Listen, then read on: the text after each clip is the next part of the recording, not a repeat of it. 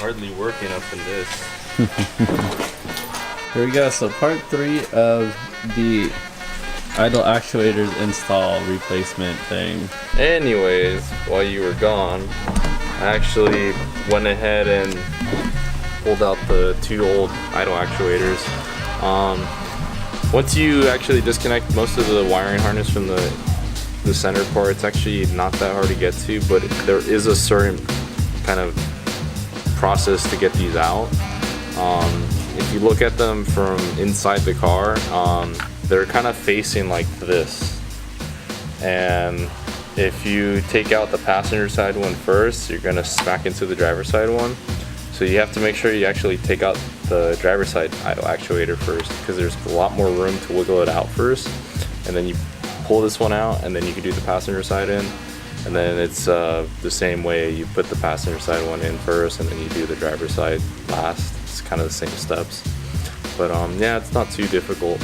I pulled them out. I didn't record them because somebody wasn't here last night, as I keep saying, but if we go over to the car and take a look, you'll see that once you disconnect a lot of the stuff, especially the bolts back here, there's a 1 bolt back here, there's 1 right here, and all the miscellaneous connectors, the ionic sensors, there's couple connectors up front, and then all of them in the middle.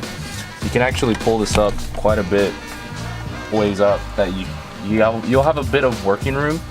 Obviously don't pull too high on this, because you can still, break a lot of these connectors.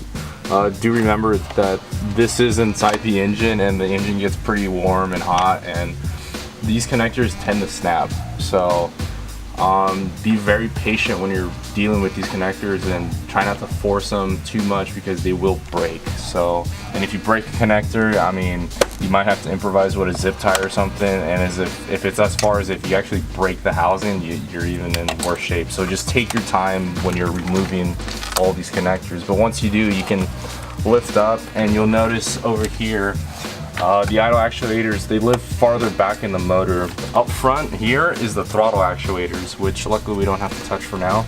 But the idle actuators they're sitting back here, and if Jay brings the camera around, you'll see 3 studs on the side of the cylinder head. That's where they actually butt up against, and you have to pull them out. So if it was like this car where it had 105,000 miles and they've never been removed, they were kind of a pain in the ass to remove. It took me about 20-30 minutes or so of fidgeting with the pry bar and being very careful not to mar the side of the cylinder head. But once you get them off, they'll come out pretty easily. You just wiggle them out and kind of finagle it and all that stuff, obviously while lifting up this harness.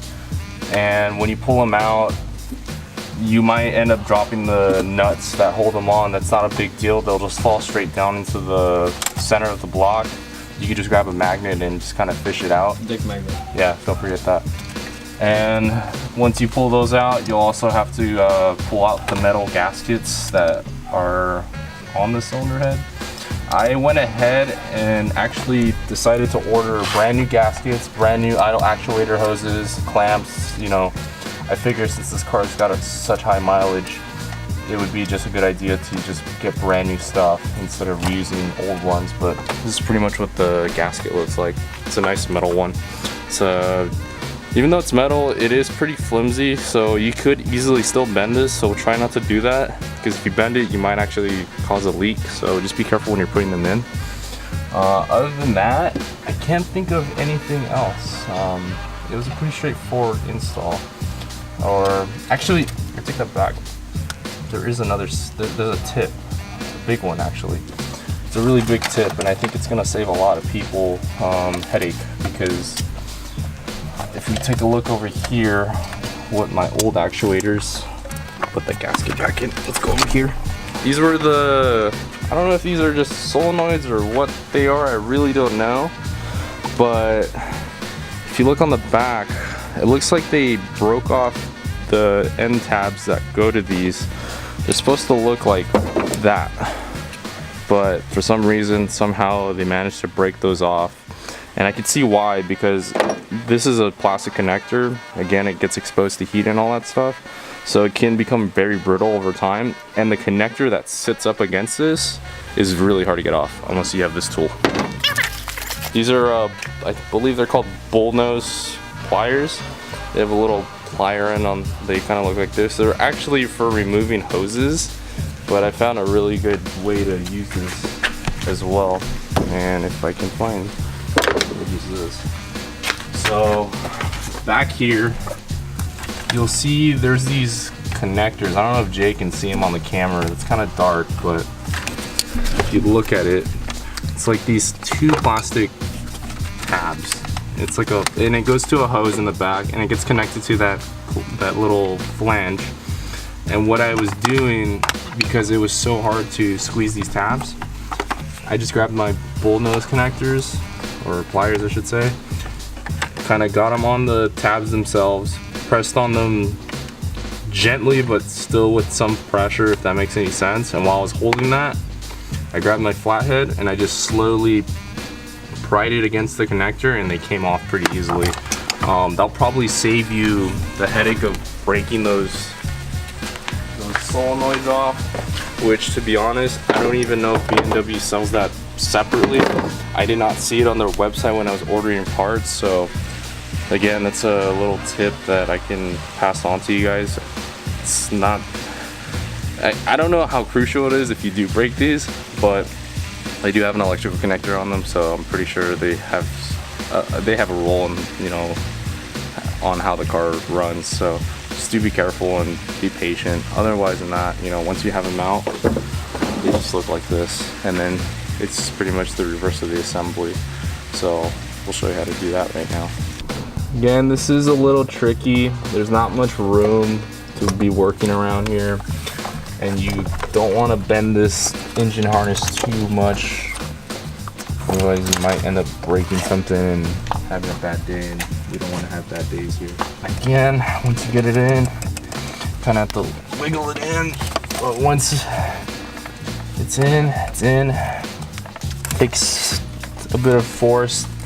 It shouldn't, I shouldn't say force, it takes a bit of wiggling to get them in, but if you're trying to get it in and you don't see it going in, pull it back out. Make sure you cleaned out the passages inside with some cleaner. Make sure it's clean. You don't want to leave it dirty, because you might end up either rolling the O-ring or causing it to bind and not want to go into the cylinder head. Also, do driver's side first. Yeah, do the driver's side first, or actually no. That was passenger? No. What? I don't think I could. I think I have to pull that one out. Oh really? Why? I think I need to put the passenger side in first. Oh, it's passenger and then driver. Yeah, when the reassembly. Let's see. This is an experiment. Let's see if we can get the other one in. It might not matter, but Experiment gone wrong. yeah. But for sure, when you're taking these out, you got to do the driver's side first, for sure. So if Dave brings the camera, that's how the actuators look inside. They're like that. One's pointing, the passenger side one will point to the firewall, the driver's side one points towards the front of the car, and those will be the hoses that run along the track to the front of the intake plenum. But for now, we'll go ahead and bolt these back up, get them all connected, and go from there. Alex got everything reconnected. What? And we're going to connect the battery and see if it throws up any error codes. Hopefully the car just doesn't blow up.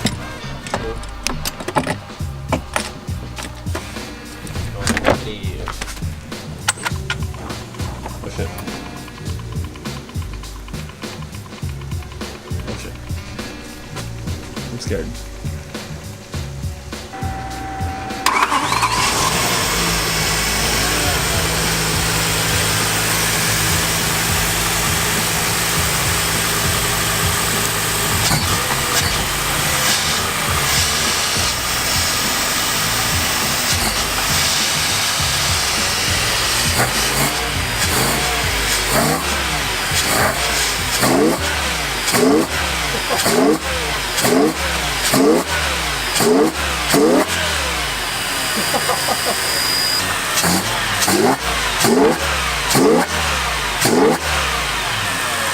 Yay, it's on! It's working.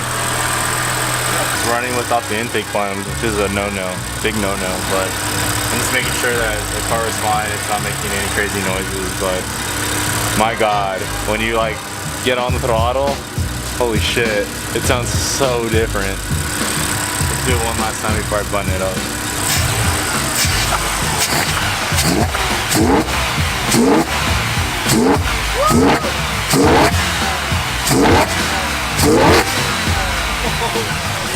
So we pretty much wrapped up, put everything back together.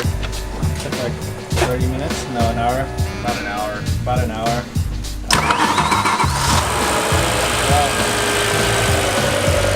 This has been a great 3-part series, Alex. Yeah, it has been. Any last words to the viewers? Hopefully this video helped you guys tremendously. You know, we kind of wanted to do it for fun and all that stuff. The car's running fine now. I'm not getting the pre-check failure where it throws it into limp mode, so I think overall I'd say it's pretty successful. I agree. Thank you guys for watching. Leave a like, subscribe.